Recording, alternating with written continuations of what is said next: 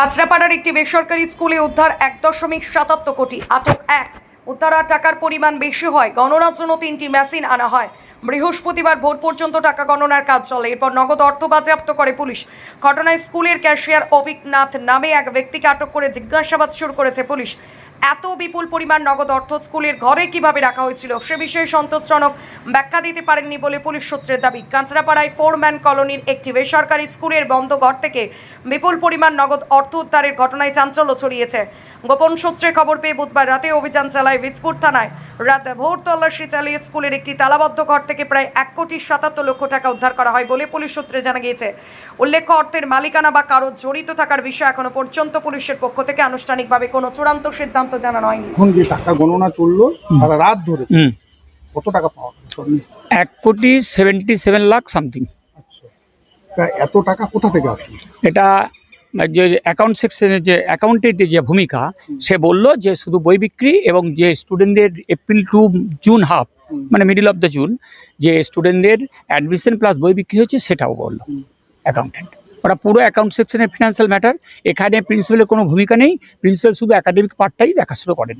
আপনার স্কুলে এত টাকা জমা পড়েনি বই বিক্রি এবং অ্যাডমিশনের জন্য? আপনার কোনো নলেজে ছিল না? না, ওরা তো ডেট আমরা ভাবি যে ব্যাংকে জমা দিয়ে এসছে, ও অ্যাকাউন্টের ভূমিকা ও যে দেয়নি তা তো আমাদের বলেনি। স্টেটমেন্ট, এটা ব্যাংকের স্টেটমেন্ট শুধু সেক্রেটারি আর হচ্ছে অ্যাকাউন্টেন্টেরই দেখে, প্রিন্সিপাল কোনো অ্যাক্সেসই দেয় না। আপনার অ্যাকাউন্টেন্টের নাম কি, সেক্রেটারির নাম? অ্যাকাউন্টেন্টের নাম হচ্ছে অভিকুমার নাগ আর সেক্রেটারি হচ্ছে গৌতম ঘোষ দস্তিদার।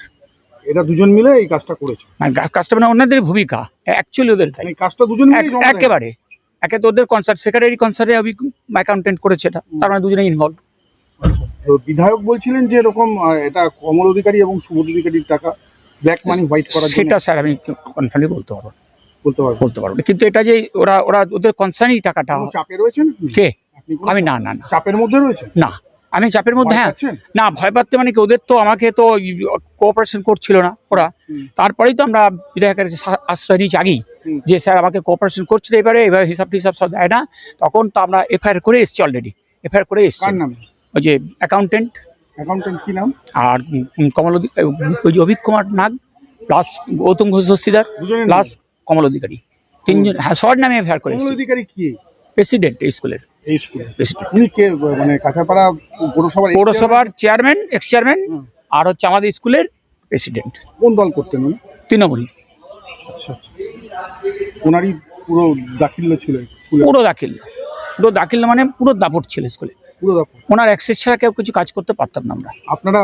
আপনি অ্যাজ এ প্রিন্সিপাল ওনার কথা শুনেই আপনাকে চলতে হবে? সম্পূর্ণটা স্যার, 100%। আচ্ছা, 100%। ওনার এক্টের মধ্যে কোনো কাজ করলেই বসিয়ে দিত একেবারে টোটালি। আপনার নাম?